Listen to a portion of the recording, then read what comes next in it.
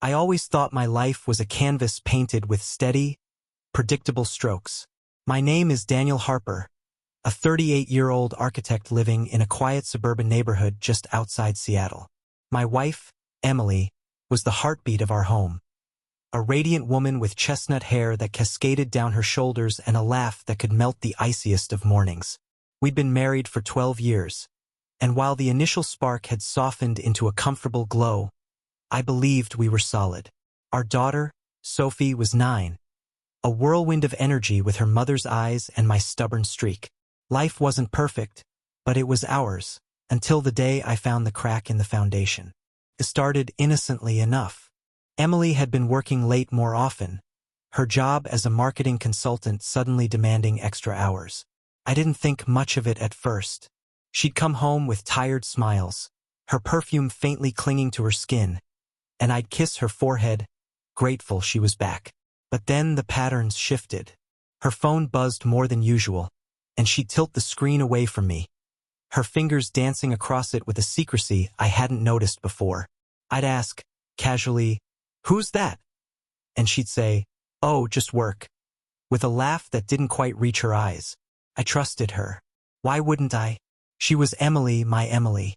One evening, Sophie was at a sleepover, and I decided to surprise Emily with dinner. She'd texted she'd be home by 7, but the clock ticked past 8, then 9. I called her, and it went straight to voicemail. A knot tightened in my gut, but I brushed it off. Maybe a meeting ran long. When she finally walked in at 10, her cheeks were flushed, her hair slightly mussed. "Sorry, Dan," she said, dropping her bag. "Client dinner ran late. You know how it is." I nodded, offering her a plate of cold pasta, but something in her voice, a lilt, a tremor, gnawed at me. That night, as she slept beside me, I stared at the ceiling, the first seed of doubt taking root. The next morning, I couldn't shake it. While she showered, I did something I'd never done before. I checked her phone. It was locked, but the notifications on the screen glowed like accusations. A name I didn't recognize, Mark. "Missed you tonight. Can't wait for Thursday." My stomach churned. I told myself it was nothing, a colleague, a friend. But when I asked her over breakfast, "Who's Mark?" her fork froze midair. "Oh, just a guy from work," she said, too quickly. "Helping with the new campaign." Her eyes darted away, and I knew. I just didn't want to know. Days passed, and I became a detective in my own life. I noticed the way she'd linger in the bathroom with her phone, the way her laughter sounded different, brighter, when she thought I wasn't listening. I started tracking her habits, her excuses. Thursday came, and she said she had another late meeting. I kissed her goodbye, my lips tight, and watched her drive off. Then I followed her. My heart pounded as I trailed her car, keeping my distance. She didn't go to the office. She pulled into a hotel parking lot downtown, and I watched, frozen, as a man, tall, broad-shouldered, with dark hair, greeted her with a smile that wasn't mine. The air in my truck felt thick, suffocating, as I sat there in the hotel parking lot, staring at them. Mark. He had to be Mark. Put his hand on the small of Emily's back, guiding her through the glass doors like he owned her. My Emily. My wife. The woman who'd promised me forever under a canopy of stars at our wedding. I gripped the steering wheel until my knuckles whitened, my breath shallow, my mind a storm of disbelief and rage. I wanted to storm in, drag her out, demand answers. But I didn't. I sat there, paralyzed, watching the life I'd built crumble in real time. I don't know how long I stayed, minutes, hours, before driving home. The house was silent, Sophie still at school, and I paced the living room like a caged animal. Every photo on the wall mocked me. Our honeymoon in Maui, Sophie's first birthday, last Christmas with Emily's arm around me. Lies, all of them. I poured a whiskey, then another, letting the burn drown the ache. When Emily came home that night, she smelled of lavender and something else. Something masculine, unfamiliar. "How was your meeting?" I asked, my voice steady despite the chaos inside. "Fine," she said, avoiding my gaze. "Tiring. I'm going to bed." I watched her climb the stairs, her hips swaying in a way that used to drive me wild, and I wondered how long she'd been giving that to him. The next day, I called in sick and dug deeper. I logged into our shared bank account, something I rarely did, since she handled the finances, and found it. Charges I didn't recognize. A boutique hotel downtown, multiple times over the past 3 months. Lunches at restaurants I'd never been to. A lingerie purchase from a store she'd never mentioned. Each receipt was a knife twisting deeper. I printed them out, my hands shaking, and spread them across the kitchen table like evidence in a trial. I wasn't just imagining it. This was real. She was betraying me, and she'd been doing it for months. I needed more proof, something undeniable. I remembered her laptop, always left on the counter when she wasn't home. It was password protected, but I knew her habits. She reused passwords, and after a few tries, Sophie's birthday, our anniversary, I was in. Her email was a goldmine. Messages from Mark Reynolds, a name that seared itself into my brain. Last night was incredible. You looked stunning in that dress. Can't stop thinking about you. My vision blurred as I scrolled, each word a hammer to my chest. There were photos too. Selfies of them together, her smiling in a way she hadn't with me in years, his arm around her like she belonged to him. I didn't cry. I didn't scream. I sat there, numb, letting the reality sink in. My wife was living a double life, and I was the fool who'd believed in her.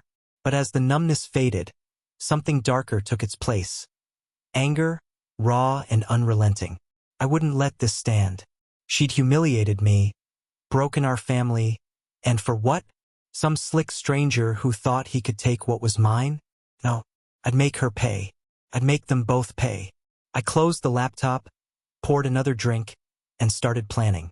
Revenge wasn't just an idea, it was a promise. The days that followed were a blur of quiet fury. I went through the motions, kissing Sophie's forehead as she left for school, nodding at Emily's small talk over dinner. But inside, I was a furnace, stoking the flames of what I'd do next. I couldn't confront her yet, not without a plan. I needed to know everything, to build a case so airtight she couldn't wriggle out of it. And I needed to hurt her, not just with words, but with something that would linger, something that would haunt her the way her betrayal haunted me. I started with Mark Reynolds. His name was my starting point, and the internet was my weapon. A quick search revealed he was a senior account manager at Emily's firm, 42, divorced, with a LinkedIn profile dripping with corporate charm. His photo showed a smug grin, dark eyes, and a jawline that probably made women like my wife weak. I dug deeper, cross-referencing his social media, public posts about golf, craft beer, and vague inspirational quotes. Then I found it. An ex-account, less polished, where he bragged about winning at life and posted cryptic updates that aligned too perfectly with Emily's late nights. One from 2 weeks ago. Nothing beats a Thursday escape with someone special. My blood boiled. I tailed him next. After dropping Sophie at school, I drove to his office, a sleek glass building downtown. I parked across the street and waited. At noon, he emerged, laughing with colleagues, then climbed into a black Audi. I followed him to a gym, a coffee shop, a bar. I memorized his routines, his haunts. He was predictable, arrogant, perfect for what I had in mind. That night, I hacked into Emily's cloud storage using the same password trick. Jackpot. More photos, intimate ones, time-stamped from hotel rooms and quiet corners of restaurants. I saved them all, my stomach twisting with every click. At home, I played the dutiful husband, but my mind was elsewhere. Emily noticed something was off. I could tell from the way she'd pause, studying me over her coffee. "You okay, Dan?" she asked one morning, her voice laced with a concern that felt hollow. "Just tired," I lied, forcing a smile. She bought it, or pretended to, and went back to her phone, oblivious to the storm brewing. I started planting seeds, small, subtle tests. "Heard there's a new guy at your office," I said casually one night.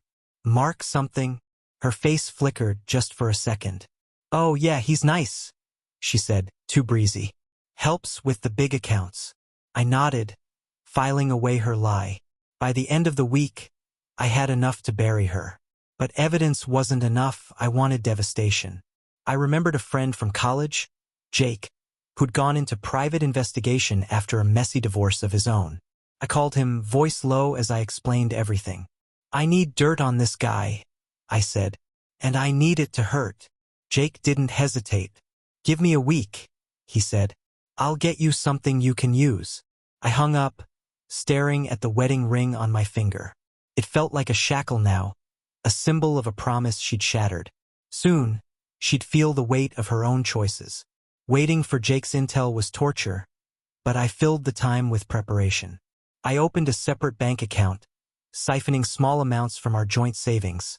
Nothing she'd notice yet, but enough to fund what was coming. I rented a storage unit under a fake name, a place to stash evidence and plan without her finding out. Every night, I'd lie beside her, her breathing soft and steady, and imagine the moment she'd realize I knew. Fueled me, kept me sharp. I stopped drinking, needing my mind clear. This wasn't about wallowing, it was about winning. Jake called on Tuesday. "You're not gonna like this," he said, his voice grim. "But it's gold." He'd followed Mark, tapped into his digital footprint, even tailed him to a second rendezvous with Emily. "He's got a type," Jake said. "Married women. You're not the first husband he's screwed over." Mark had a history, affairs with coworkers, a restraining order from an ex-wife, whispers of blackmail to keep his flings quiet. Jake sent me photos. Mark and Emily at a bar, her hand on his thigh. Mark leaving her car late at night, adjusting his tie. "There's more," Jake added. "He's skimming from client accounts at work. Small amounts, but it adds up. I've got receipts."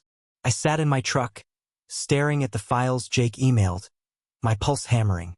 This was it, the leverage I needed. Mark wasn't just a homewrecker, he was a crook. And Emily? She was complicit, whether she knew it or not.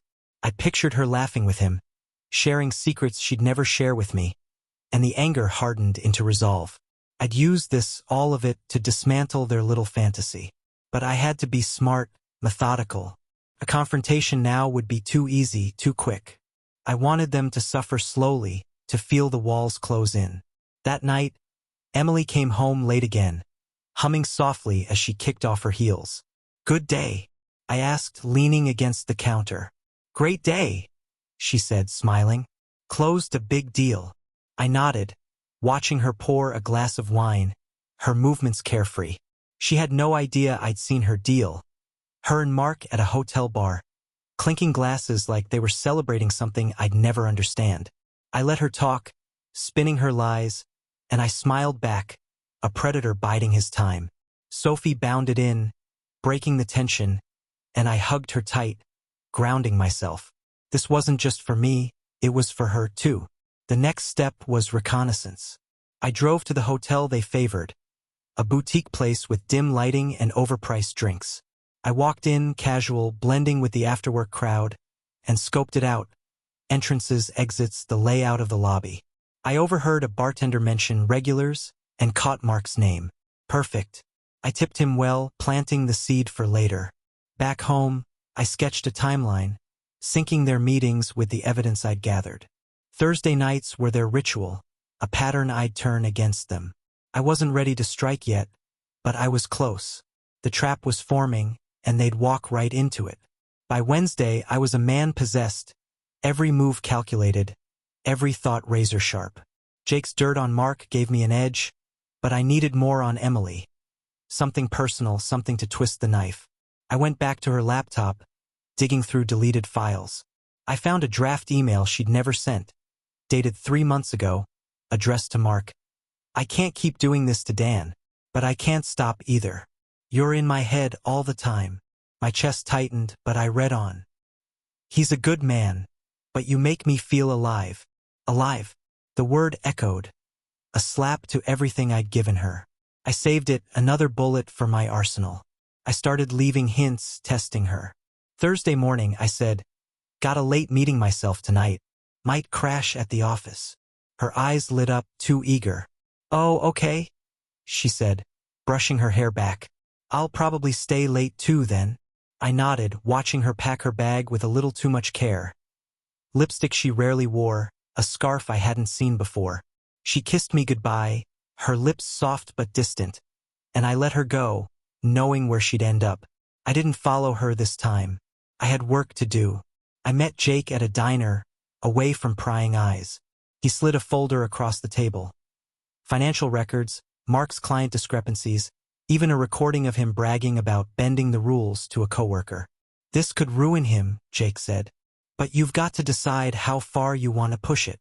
I leaned back, flipping through the pages. "All the way," I said. "Her too." Jake nodded, no judgment in his eyes. He'd been there, he understood.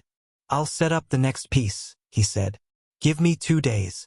That night, I stayed home, Sophie at my side as we watched a movie. She fell asleep on my lap, her small hand clutching mine, and I felt a pang of guilt. Not for what I was planning, but for the world she'd inherit when this blew up. I carried her to bed, tucking her in, and sat there, staring at her peaceful face. Emily texted at midnight, "Staying at the office. Don't wait up." I didn't reply. I knew she wasn't there. I checked the hotel's public webcam. Grainy, but clear enough to spot her car in the lot. Mark's Audi was parked beside it. I turned off my phone and went to the storage unit. There, in the dim light of a single bulb, I laid out my plan. Step 1. Expose Mark's fraud to his bosses, anonymously, with enough evidence to get him fired or worse. Step 2. Leak the affair to Emily's colleagues, her friends, our neighbors, with photos and emails no one could deny. Step 3. The cruelest part, the one that kept me awake. Destroy her emotionally, piece by piece, until she begged for forgiveness she'd never get.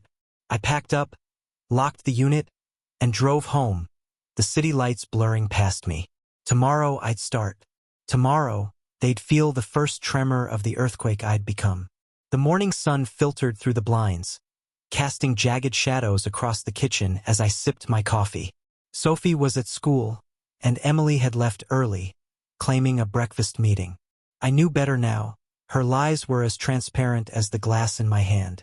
Today was the day I'd set the wheels in motion, the first domino in a chain that would topple their world. I drove to the storage unit, the folder from Jake tucked under my arm, and spread its contents across a folding table. Mark's financial misdeeds stared back at me. Altered invoices, siphoned funds, emails to a shady accountant. It was enough to sink him, but I wanted it airtight. I spent hours crafting an anonymous tip, attaching scanned copies of the evidence, and sent it to his firm's HR department from a burner email. No trace back to me. Not yet. Back home, I waited, the silence of the house pressing against my ears. I pictured Mark opening his inbox, his smug grin fading as the accusations landed. Would he suspect Emily? Would he call her? Panicked, pulling her deeper into the mess? I hoped so. I wanted her tangled in his downfall, her perfect little escape unraveling thread by thread. That afternoon I called Jake. "It's done," I said. "What's next?" He chuckled, a low, knowing sound. "Patience, Dan. Give it a day to fester. Then we hit her where it hurts." I hung up, restless, and cleaned the house, scrubbing counters, folding laundry, anything to keep my hands busy while my mind churned. Emily came home that evening, her face tight, her usual breeziness gone. "Rough day?" I asked, chopping vegetables for dinner. "Yeah," she muttered, rubbing her temples. "Some drama at work. Nothing big." I nodded, hiding my smirk. Nothing big yet. She didn't mention Mark, didn't hint at the storm brewing, but I saw it in her eyes, worry, flickering like a candle in the wind. We ate in near silence, Sophie chattering about her day, oblivious to the tension. After she went to bed, Emily lingered in the living room, scrolling her phone. I caught a glimpse of a text. Mark's name, a fragment. "We need to talk." Good. Let them squirm. The next morning, I checked the burner email. A reply from HR. "We take these allegations seriously and are investigating."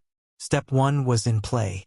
I drove to Sophie's school for a parent-teacher conference, playing the doting dad while my mind raced. On the way back, I stopped at a print shop, using cash to copy the photos of Emily and Mark. Intimate shots from her cloud, their faces clear, her smile unmistakable. I sealed them in an envelope, no note, no return address, and mailed them to her office's receptionist, marked personal. Let her co-workers whisper, let the rumors spread. I wanted her to feel eyes on her, the weight of judgment she'd never escape. That night, she came home late again, her makeup smudged, her voice clipped. Everything okay? I asked, feigning concern. Just tired, she snapped, brushing past me. I let her go, knowing the cracks were widening. In bed, she turned away, her breathing uneven. I lay awake, plotting. The revenge was unfolding, but it wasn't enough. I needed her to break, to feel the betrayal I'd felt. And Mark, he'd get his turn. I closed my eyes, the taste of victory bitter but satisfying. Friday dawned gray and heavy, the sky mirroring the storm inside me. I dropped Sophie at a friend's house for the weekend, needing her clear of the fallout. Emily left early again, her goodbye curt, her purse clutched tight. I wondered if she'd seen the photos yet, if the whispers had started. I drove downtown, parking near her office, and watched from a distance. At noon, she emerged, her coat pulled tight, her pace brisk. Mark met her at the corner, his face pale, his gestures sharp. They argued, voices low but heated, and I smiled. The tip had hit its mark. He looked rattled, she looked cornered. Perfect. I called Jake from the truck. They're fighting, I said. What's the next move? He didn't miss a beat. Time to turn up the heat. I've got something on her. Personal, messy. Meet me tonight. I agreed, adrenaline surging. Back home, I rifled through her closet, her drawers, searching for more ammunition. Tucked in a shoebox, I found a silk scarf, red, expensive, not my gift. A note slipped out. For my muse, M. My jaw clenched.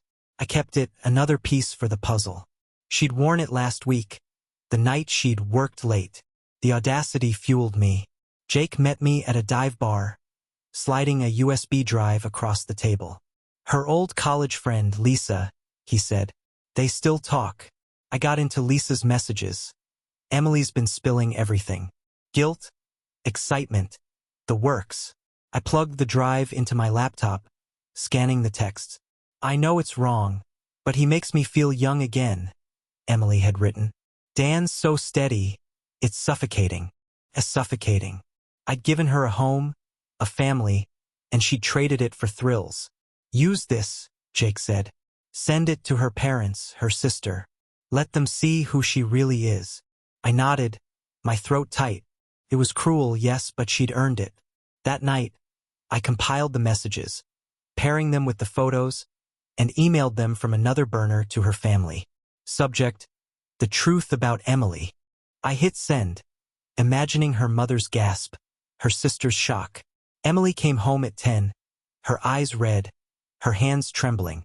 You're up late, she said, startled to see me at the table. Couldn't sleep, I replied, watching her closely. She nodded, distracted, and disappeared upstairs. I checked her phone later, left carelessly on the counter. Texts from Mark. They're on to me. What did you say? Her reply. Nothing. I'm freaking out. I smiled. The noose was tightening. Saturday morning, her phone rang, her mom. I listened from the hall as Emily's voice rose, defensive. No, it's not true. Someone's lying. She hung up, pale, and I walked in casual. Who was that?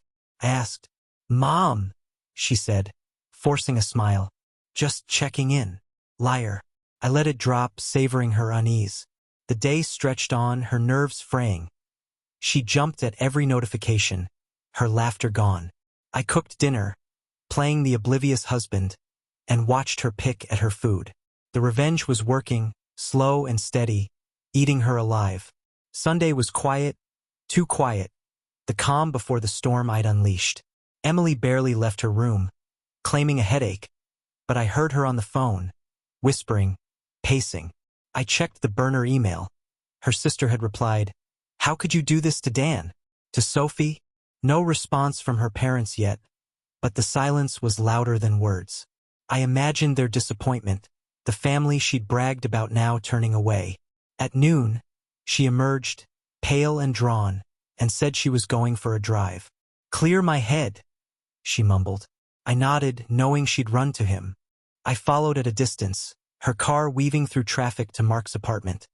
A sleek high-rise I'd scoped out days ago. She parked, hurried inside, and I waited. An hour later, she stormed out, tears streaming, Mark trailing her, shouting. I couldn't hear the words, but the scene was clear. Panic, blame.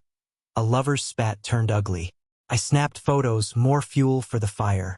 Back home, I uploaded them to a private cloud, building my archive. She returned at dusk, her makeup streaked, her excuse flimsy. Got lost in thought. I didn't push. Let her stew.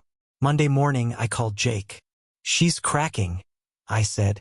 "What's the next hit?" He grinned through the line. "Mark's out. Fired this morning. My contact at the firm confirmed it. They're auditing everything. He's toast." I leaned back, satisfaction blooming. "And her?" I asked. "Her job's next," Jake said.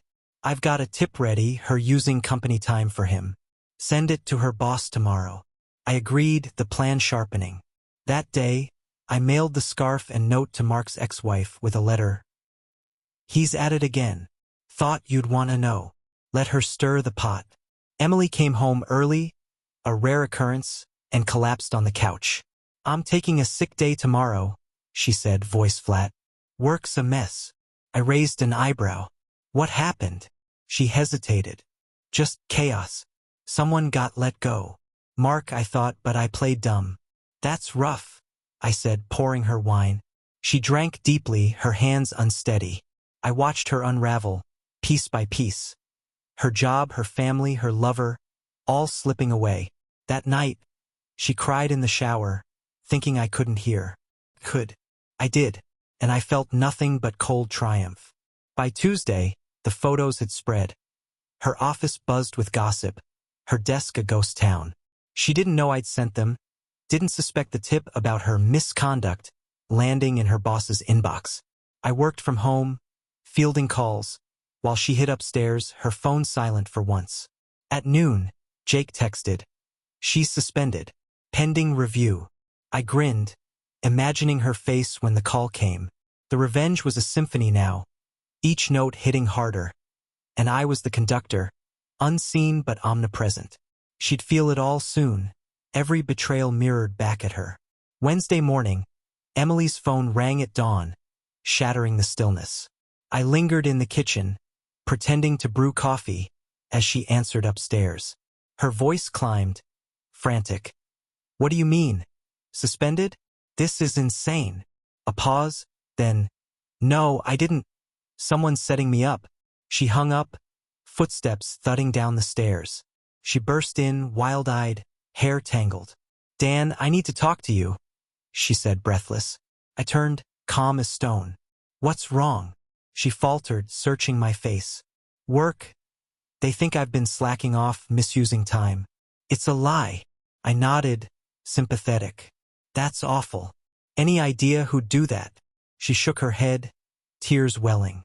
"No, it's a nightmare." I let her vent, her words tumbling over each other. Accusations, fears, a job she loved now hanging by a thread. I offered platitudes, a shoulder she didn't deserve, and watched her crumble. "Maybe it's a mistake," I said. "They'll figure it out." She clung to that, desperate, but I knew better. The tip I'd sent her boss, backed by timestamps of her meetings with Mark, pulled from her own calendar, was damning. She'd be lucky to keep a reference, let alone her career.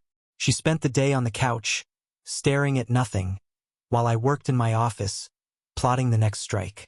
That afternoon, I mailed a package to our neighbors, a curated selection of photos, emails, and a note. "Thought you should know who lives next door." Anonymous, of course.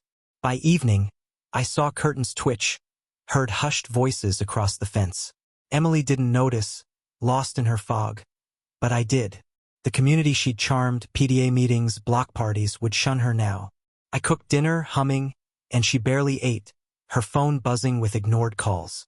Her sister again, then her mom. She silenced it, eyes hollow. Family stuff, I asked. Just drama, she muttered. I smiled inside. Drama I'd ignited. Jake called late, voice low. Mark's ex is on the warpath. She's got a lawyer digging into him. He's broke. Fired, no severance, and now this. I laughed. A sharp, bitter sound. And her? I asked. She's a ghost at work, Jake said. No one's talking to her. Suspension's just the start. I thanked him, the pieces aligning. That night, Emily slept fitfully, murmuring in her dreams. I stayed up, refining the endgame. I'd saved the cruelest blow for last. Something personal, something she'd never recover from. I pulled out her old diary, found in the attic weeks ago, and read her confessions of doubt, her longing for more. I'd use it, twist it, make her face herself. Thursday, she didn't leave the house. The mail arrived, bills, junk, and a letter from her office, formal and final. She opened it, hands shaking, and gasped. They're letting me go, she whispered. Effective immediately. I feigned shock. How could they? She didn't answer, just sank into a chair, defeated. I watched, silent, as the life she'd built, career, reputation, collapsed. The neighbors' whispers grew louder, their stares colder. She was unraveling, and I was the architect of her ruin, unseen but relentless. Friday morning, Emily was a shell, pale, quiet, moving through the house like a ghost. Sophie was still at her friend's, safe from the wreckage, and I kept up the facade, brewing coffee, asking gentle questions she barely answered. What's your plan? I said, stirring sugar into her mug. She shrugged, eyes distant. I don't know. Start over, maybe. Start over. The words stung, a reminder of what she'd thrown away. I handed her the coffee, my face a mask of concern, and watched her sip, oblivious to the storm I'd unleashed outside these walls. I drove to the storage unit, the diary in my bag. Its pages were a goldmine.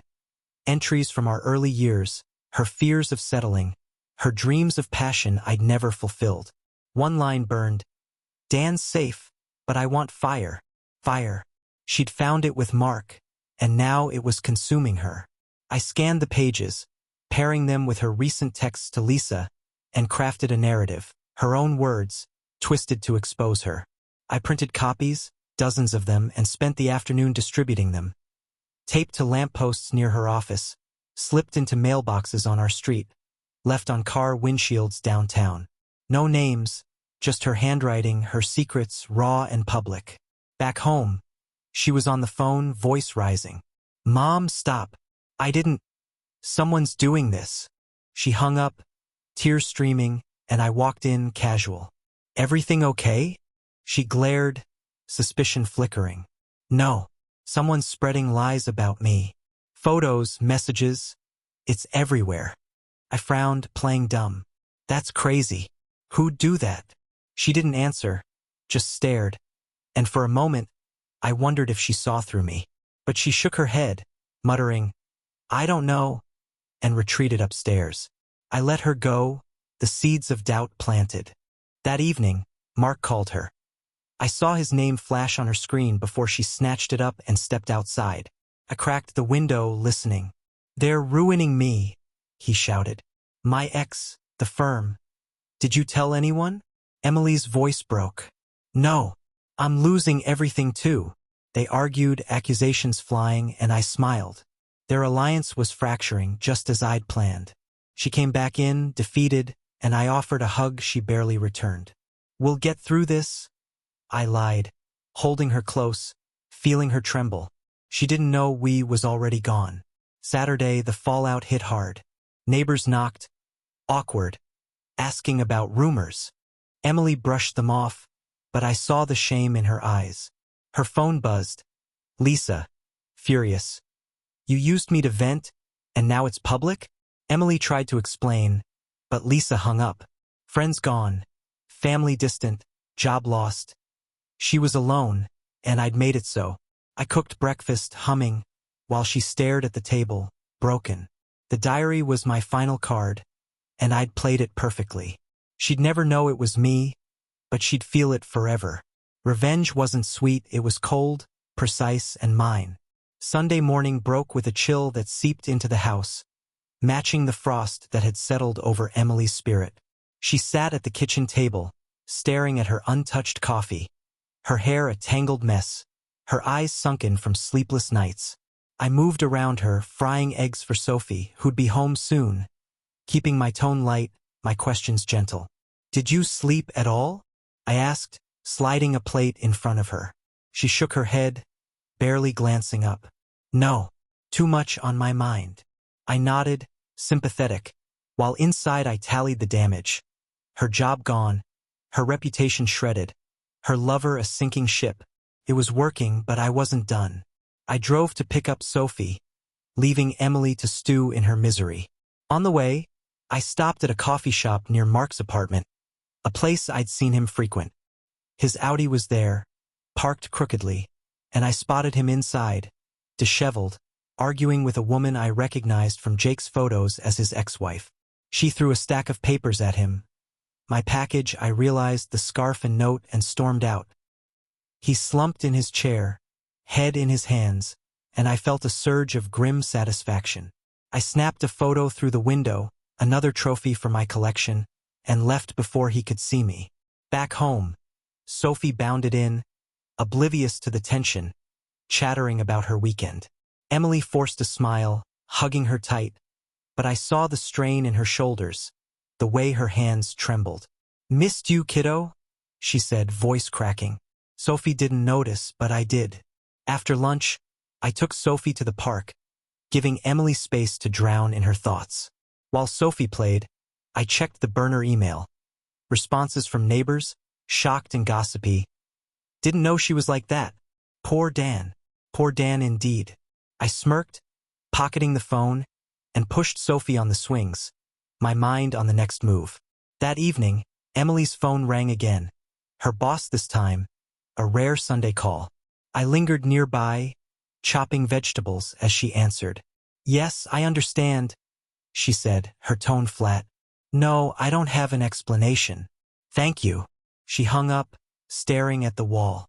"They're not reconsidering," she whispered. "It's over." I set the knife down, turning to her. "Your job." She nodded, tears spilling. "Everything's gone, Dan. I don't know what to do." I hugged her, murmuring comfort, but my mind raced. Her career, her pride, stripped away. I'd done that, and there was more to come. Night fell, and I slipped out to the storage unit, the diary copies still scattered across the table.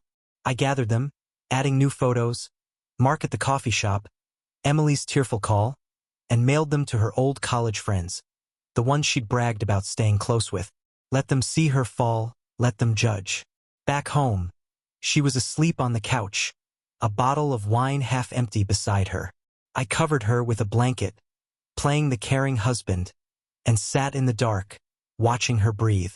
She'd betrayed me, and now she was paying, slowly, exquisitely, in ways she'd never trace back to me. Monday morning, Emily didn't get up. I let her sleep, taking Sophie to school myself, the routine a shield against the chaos I'd sown. On the way back, I stopped at the hotel they'd favored, the one where I'd first seen them together. I walked in, casual, and chatted with the bartender I'd tipped weeks ago. "Haven't seen that couple lately?" I said, fishing. He grinned, wiping a glass. "The dark-haired guy and the pretty brunette?" "Yeah, they were regulars. Heard he got canned, though. She hasn't been around either." I nodded, satisfied. Their sanctuary was tainted now, another piece of their world crumbling. At home, Emily was awake, pacing the living room, her phone clutched tight. "More calls?" I asked, setting my keys down. "Yeah," she said, voice hoarse. "Old friends. They got stuff in the mail. Pictures, letters. They think I'm a monster." She looked at me, pleading. "Dan, what's happening? Why is this happening?" I shrugged, keeping my face neutral. "Sounds like someone's out to get you. Any enemies at work?" She shook her head, sinking onto the couch. "I don't know. Maybe Mark pissed someone off." "Mark." I seized the opening.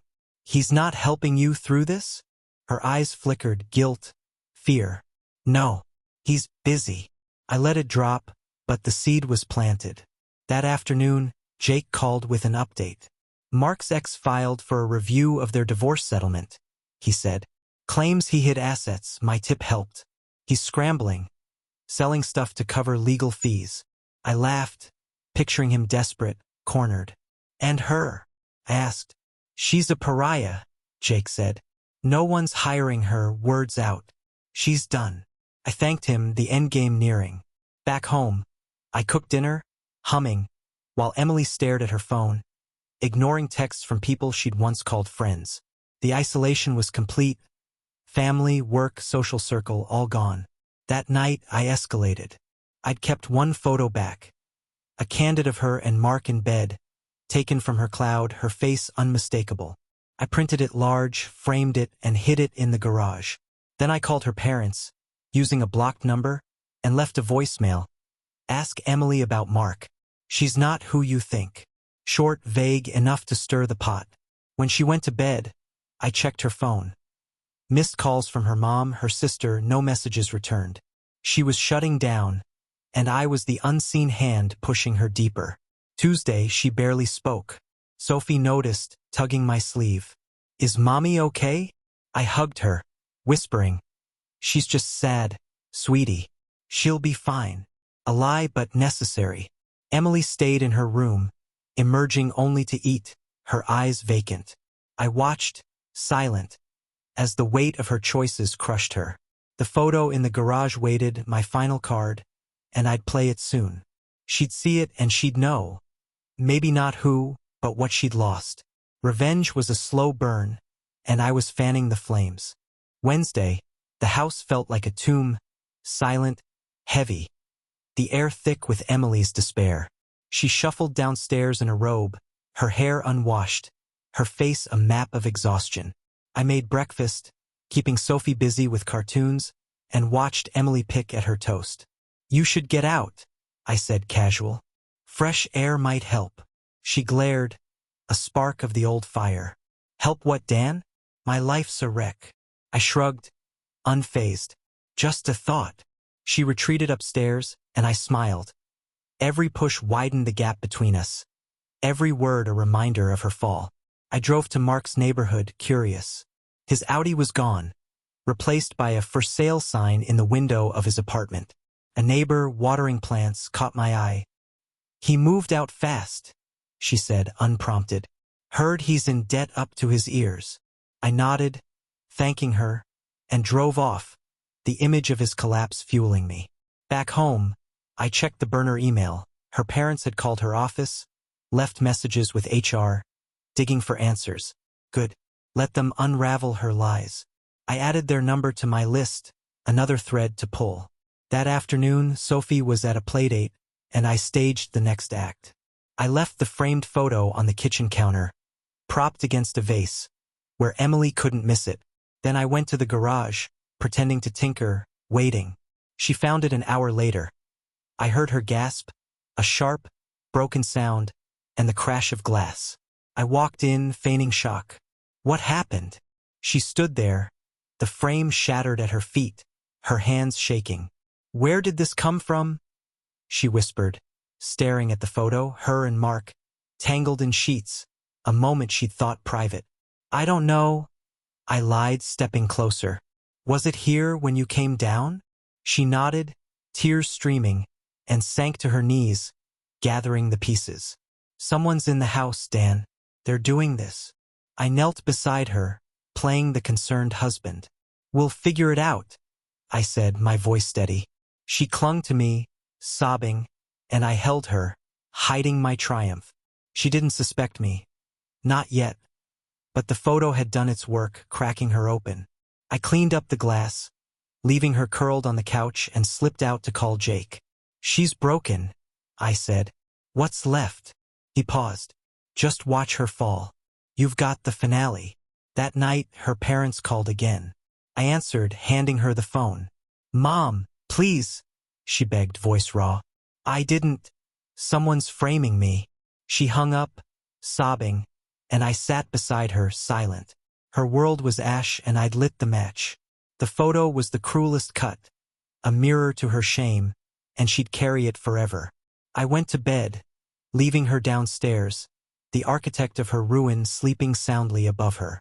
Thursday morning, Emily didn't move from the couch. She lay there, a blanket pulled tight, staring at the ceiling. Sophie tiptoed around her, confused, and I took her to school, shielding her from the wreckage. On the way back, I stopped at the storage unit, reviewing my work, emails, photos, the diary copies, a timeline of destruction. It was meticulous, a masterpiece of revenge, and it was almost complete. I burned the originals, keeping digital backups, erasing physical traces. No loose ends. This was my victory, and I'd savor it. At home, Emily was on the phone when I walked in. Mark, his voice faint but furious. "You ruined me," he shouted. "I didn't tell anyone," she cried.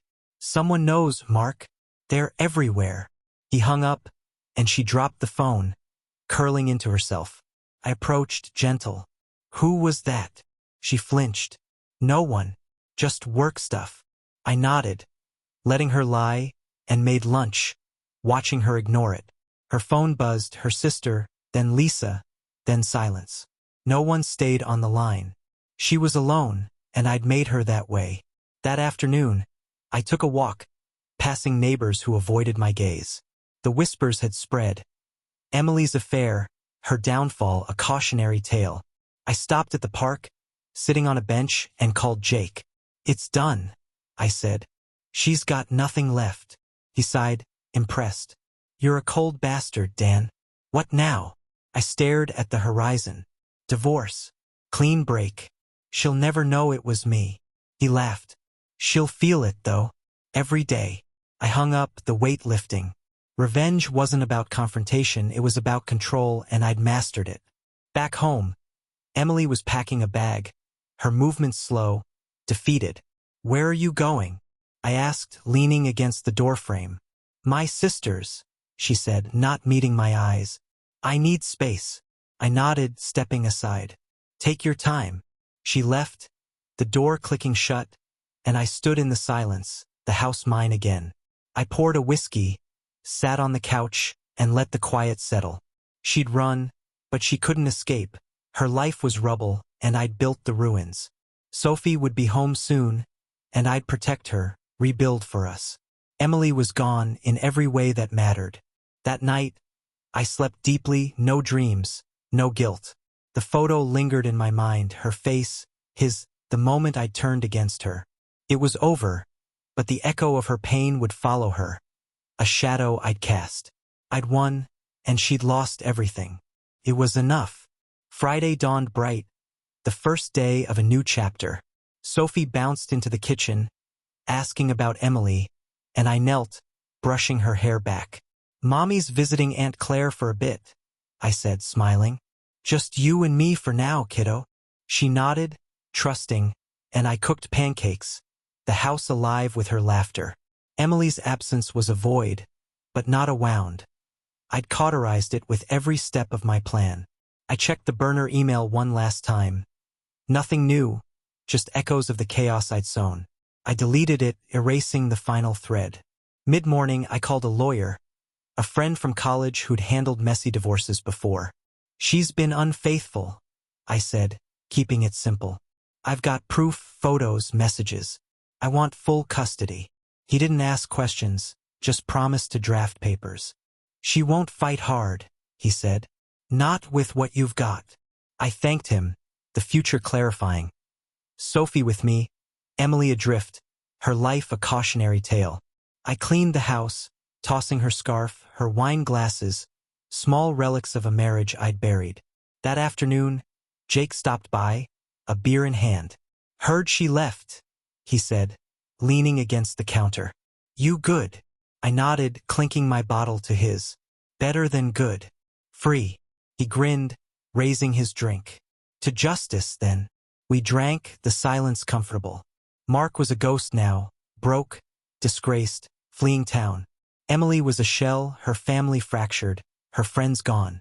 I'd stripped them bare, and they'd never know my hand. Jake left, and I sat on the porch, watching the sun dip, the neighborhood quiet.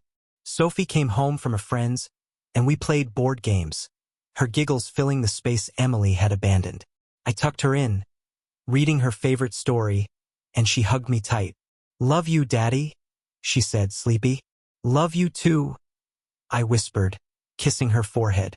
Downstairs, I locked the doors, the house secure, mine. Emily texted once, "I'm sorry, Dan. I'll explain someday." I didn't reply. She'd explained to herself. In the mirror, every day she lived with the wreckage. Night settled, and I stood in the living room, the weight of 12 years gone. I'd loved her once, built a life with her, and she'd torched it for a fleeting thrill. I'd rebuilt it, brick by brick, with revenge as my mortar. She'd feel it.